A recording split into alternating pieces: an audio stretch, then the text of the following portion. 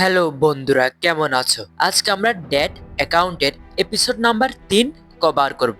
এর আগের দুইটা এপিসোড যারা দেখেনি, লিংক ডিসক্রিপশন বক্সে দেয়া আছে। তাহলে শুরু করা যাক। পর্বের শুরুতে আমরা দেখি যে তিনজন প্রাপ্তবয়স্ক ছেলে মেয়ে একটি রুমের মধ্যে ঢুকে দেখে যে একজন লোক মারা গিয়েছে এবং ওই মৃত লোকটির মোবাইলটি মাটিতে পড়েছিল। তখন তাদের মধ্যে একজন গিয়ে ওই মোবাইলটি নিতে গেলে তখনই ওই মোবাইলটি থেকে একটি ডেট অ্যাকাউন্ট বের হয়ে আসে। আর ডেট অ্যাকাউন্টটি ছিল একজন ইয়াং ছেলের। ওই ইয়াং ছেলেটির চোখে এক ধরনের ব্লু ফ্লেম ছিল, যা ঠিক সজির মতোই। এরপরে সিন আমাদেরকে মিডেন একাডেমিতে নিয়ে যাওয়া হয়, যেখানে সজিকে আজাকি সেন্সে এই ভিডিওটি তাকে দেখাচ্ছিল এবং আজাকি সেন্সে আরো বলে যে এই ছেলেটি তোমার ছোট বোনকে মেরেছে, কারণ এই ছেলেটি যেভাবে এই তিনজন লোককে মেরেছিল ঠিক সেইভাবেই তোমার বোনের মৃত্যু হয়েছিল, অর্থাৎ চোখ থেকে রক্ত বের হয়ে মারা যাওয়া। যা শুনে সজীব প্রচন্ড পরিমাণ রেগে যায় এবং সে আজাকিকে বলে যে সেন্সে, আমি প্রস্তুত আছি এই ডেট অ্যাকাউন্টকে খুঁজে বের করে তাকে এক্সরসাইজ করার জন্য, এবং তার জন্য আমি যে কোনো উপায়ে শক্তিশালী হতে প্রস্তুত। তখনই ওই রুমের মধ্যে কাসুবাতা এবং ওই চারজন ক্লাসমেটরা চলে আসে, যারা কিনা আজাকি সেন্সের স্টুডেন্ট। এরপরে আজাকি সেন্সে সোজিকে তাদের মিডেন একাডেমির ইউনিফর্মটা পরিয়ে তাকে একটি গ্রাউন্ডে নিয়ে যায় এবং কাসুবাতাকে বলে যে কাসুবাতা, মেশিনটি চালিয়ে দাও। শুনো সোজি, এখন তোমার সময় হয়ে গেছে। তুমি তোমার মোবাইলটি ব্যবহার করে ব্লু ফ্লেমের সাহায্যে তুমি তোমার শক্তি দেখাতে পারো। বন্ধুরা, এখানে আজাকি যে মেশিনটি চালানোর কথা বলেছে সেটি মূলত একটি ডিজিটাল মেশিন, যেটির ভেতর থেকে কিছু ডিজিটাল গোস্ট বের হতে পারে। আজাকি সেন্সে তখন সজিকে আরো বলে যে শুনো সজি, এই মেশিনটি থেকে অগণিত ডিজিটাল গোস্ট বের হতে থাকবে। তুমি তোমার শক্তি দিয়ে এই সকল গোস্ট গুলোকে মারতে হবে যতক্ষণ না পর্যন্ত এই মেশিনটি শেষ পর্যায়ে চলে আসে। এরপরে সজি ওই সকল ডিজিটাল গোস্টদের সাথে লড়াই করতে যাবে, তখনই তার মোবাইলের ব্যাটারি শেষ হয়ে যায়। ফলে সজি তার শক্তি ব্যবহার করার আগেই তার শক্তি ফুরিয়ে যায়। এরপরে রাতের বেলায় ডিনার শেষে ঘুমাতে যাবে, তখন সে জিজ্ঞাসা করে যে কাসুবাতা, আমার রুম কোনটা? যার উত্তরে কাসুবাতা বলে যে তুমি আমার সাথেই থাকবে, কারণ আমাকে উপর থেকে অর্ডার দিয়েছে যে তোমার উপরে নজর রাখার জন্য, তাই তুমি আমার সাথেই সারাক্ষণ থাকবে।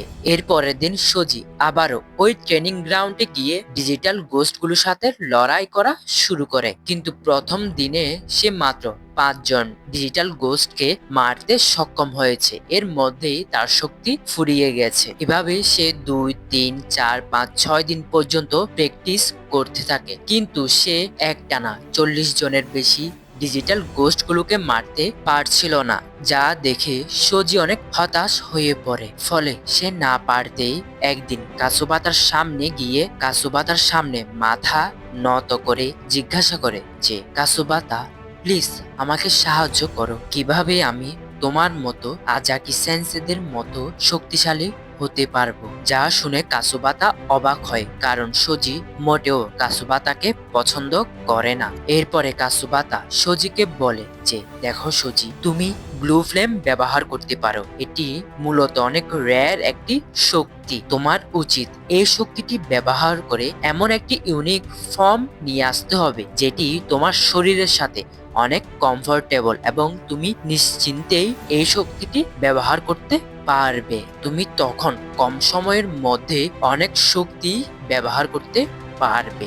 শেষ পর্যায়ে আরেকটি কথা বলেছি, আর সেটি হলো যে কাল তোমার জন্য একটি বড় বিপদ আছে। হয়তো তুমি মরবে, না হয় বাঁচবে। যা শুনে সজি কনফিউজড হয়ে পড়ে। এর পরের দিন সকালবেলা ট্রেনিং গ্রাউন্ডে উপস্থিত হয়, কিন্তু আজকে ওই ট্রেনিং গ্রাউন্ডের মধ্যে মিডেন একাডেমির সকল টিচার এবং সকল স্টুডেন্টরা উপস্থিত ছিল, আর ওই মেশিনটি কন্ট্রোল করছিল একজন টিচার। এরপরে ওই টিচারটি মেশিনটি চালু করে দেয় এবং ডিজিটাল গোস্ট বের হওয়া শুরু করে, এবং সজিও প্রস্তুত হয় ওই ডিজিটাল গোস্টগুলোর সাথে লড়াই করার জন্য। সোজি তার বোনের সকল পুরনো স্মৃতি এবং তার বোনের মৃত্যুর কথাগুলো ভেবে একটির পর একটি ডিজিটাল গোস্টগুলোকে মারতে থাকে। ফলে সোজি এবার তার কম শক্তি ব্যবহার করেই 150+ ডিজিটাল গোস্টগুলোকে মারতে সক্ষম হয় এবং তার ফোনের মাত্র 50% ব্যাটারি শেষ হয়েছিল। সোজির এই ইউনিক ক্ষমতা দেখে সেখানের আশেপাশে থাকা সকল টিচাররা এবং স্টুডেন্টরা অবাক হয়ে যায় এবং তাকে চেয়ার আপ করা শুরু করে। কিন্তু ওই টিচারটি খুশি ছিল না যে কিনা এই মেশিনটি চালাচ্ছে। তখন ওই টিচারটি আরেকটা বোতাম টিপ দিয়ে আগের ডিজিটাল গোস্টগুলো থেকেও 3 গুণ বেশি শক্তিশালী আরো 3টা ডিজিটাল গোস্টকে বের করে। কিন্তু সোজি এবারও ওই 3জন ডিজিটাল গোস্টকে নিমিষেই মেরে ফেলে। আর তার মোবাইলের মাত্র 70% ব্যাটারি শেষ হয়ে ছিল।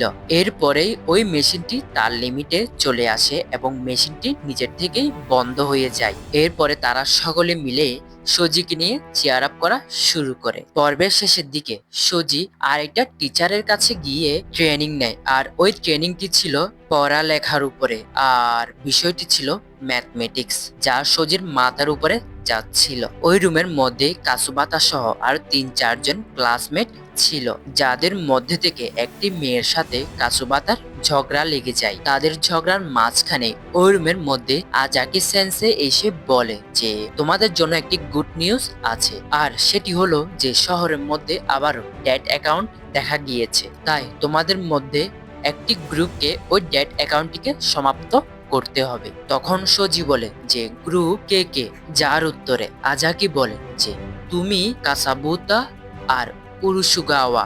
বন্ধুরা, কাসাবুতা যে মেয়েটির সাথে ঝগড়া করছিল সে মেয়েটির নামই উরুসুগাওয়া। এভাবেই সোজি তার প্রথম টিম ওয়ার্ক পেয়ে যায়, আর এখানেই এই এপিসোডটির সমাপ্তি ঘটে। বন্ধুরা, এই এপিসোডটি কেমন লেগেছে অবশ্যই কমেন্ট করে জানাবে, আর যদি ভিডিওটি ভালো লেগে থাকে অবশ্যই একটি লাইক করবে। ততদিন এই চ্যানেলটিকে সাবস্ক্রাইব করে এই চ্যানেলটির সাথে থাকতে হবে। আপাততর জন্য গুড বাই।